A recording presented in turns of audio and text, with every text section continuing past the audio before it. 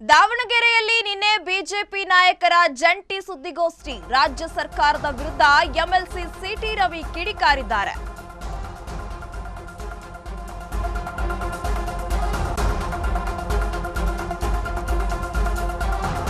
ದಾವಣಗೆರೆಯಲ್ಲಿ ನಿನ್ನೆ ಬಿಜೆಪಿ ನಾಯಕರು ಜಂಟಿ ಸುದ್ದಿಗೋಷ್ಠಿಯನ್ನ ನಡೆಸಿದ್ದಾರೆ. ರಾಜ್ಯ ಸರ್ಕಾರದ ವಿರುದ್ಧ ಎಂಎಲ್ಸಿ ಸಿಟಿ ರವಿ ಕಿಡಿಕಾರಿದ್ದಾರೆ. ನನಗೆ ಯಾವುದೇ ನೋಟಿಸ್ ಕೊಡದೆ ಬಂಧನವನ್ನ ಮಾಡಿದ್ರು, ಮಾನಸಿಕವಾಗಿ ದೈಹಿಕವಾಗಿ ಕುಗ್ಗಿಸುವ ಹುನ್ನಾರ ನಡೆದಿದೆ ಅಂತ ಹೇಳಿ ಸಿಟಿ ರವಿ ಅವರು ಆರೋಪಿಸುತ್ತಿದ್ದಾರೆ. ನಮ್ಮ ನಾಯಕರು ಜೊತೆ ನಿಂತು ಆತ್ಮಸ್ಥೈರ್ಯವನ್ನ ತುಂಬಿದ್ದಾರೆ. ಬಿಜೆಪಿ ನಾಯಕರಿಗೂ ಕಾರ್ಯಕರ್ತರಿಗೂ ನಾನು ಧನ್ಯವಾದವನ್ನ ತಿಳಿಸ್ತೀನಿ ಅಂತ ಹೇಳಿ ಸತ್ಯಮೇವ ಜಯತೆ, ಸತ್ಯ ಗೆಲ್ಲುತ್ತೆ ಅಂತ ಹೇಳಿ ಇದೀಗ ಎಂಎಲ್ಸಿ ಸಿಟಿ ರವಿ ಅವರು ಹೇಳಿರುವಂತದ್ದು.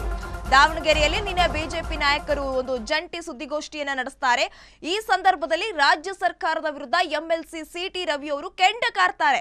ನನಗೆ ಯಾವುದೇ ನೋಟಿಸ್ ಕೊಡದೆ ಬಂಧನವನ್ನ ಮಾಡಿದ್ರು, ನನ್ನ ಆತ್ಮಸ್ಥೈರ್ಯವನ್ನ ಕುಗ್ಗಿಸುವ ಹುನ್ನಾರ ನಡೆದಿದೆ. ಆದ್ರೂ ಕೂಡ ನಮ್ಮ ಬಿಜೆಪಿ ಕಾರ್ಯಕರ್ತರು, ಬಿಜೆಪಿ ನಾಯಕರು ನನ್ನ ಪರವಾಗಿ ನಿಂತಿದ್ರು. ಹಾಗಾಗಿ ನಾನು ಅವರೆಲ್ಲರಿಗೂ ಧನ್ಯವಾದವನ್ನ ತಿಳಿಸ್ತೀನಿ. ಇದು ಸತ್ಯಮೇವ ಜಯತೆ, ಸತ್ಯ ಗೆಲ್ಲುತ್ತೆ ಅಂತ ಹೇಳಿ ಸಿಟಿ ರವಿ ಅವರು ಪ್ರತಿಕ್ರಿಯೆಯನ್ನ ಕೊಟ್ಟಿರುವಂತದ್ದು.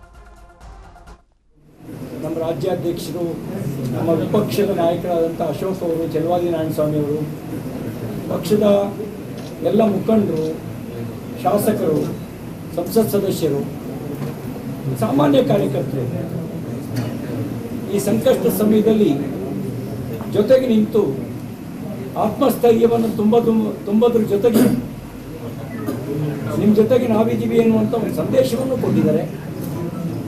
ಅದಕ್ಕಾಗಿ ಅವರೆಲ್ಲರಿಗೆ ನಾನು ತಮ್ಮ ಮೂಲಕ ಹೃದಯಪೂರ್ವಕ ಧನ್ಯವಾದಗಳನ್ನು ಸಲ್ಲಿಸ್ತೇನೆ. ಜಡ್ಜ್ಮೆಂಟ್ನ ವಿಷಯಕ್ಕೆ ಒಂದೇ ಮಾತು ಹೇಳೋದು, ಸತ್ಯಮೇವ ಜಯತೆ ಅಂತ ಬೆಳಗಾಂದಲ್ಲಿ ಹೇಳಿದ್ದೆ. ಸತ್ಯಕ್ಕೆ ಜಯ ಸಿಗುತ್ತೆ ಅಂತ, ಸತ್ಯಕ್ಕೆ ಜಯ ಸಿಕ್ಕಿದೆ. ಇದರಿಂದ ನಿಗೋದಿಲ್ಲ. ಕಾಂಗ್ರೆಸ್ಸು ಪೊಲೀಸ್ ಬಲವನ್ನು ದುರ್ಬಳಕೆ ಮಾಡಿಕೊಂಡು ಕುಗ್ಸೋ ಪ್ರಯತ್ನ ಮಾಡಿದ್ರೆ ಅದು ಕುಗ್ಗೋದು ಇಲ್ಲ. ಅವ್ರಿಗೆ ಒಂದು ಮಾತು ಹೇಳಕ್ಕೆ ಬಯಸ್ತೇನೆ, ನೀವೀಗೇನು ನಿನ್ನೆ ಪ್ರಯೋಗ ಮಾಡಿದ್ರಿ ಅದನ್ನು 35 ವರ್ಷದಿಂದಲೇ ನಾವು ಅನುಭವಿಸಿದ್ದೀವಿ.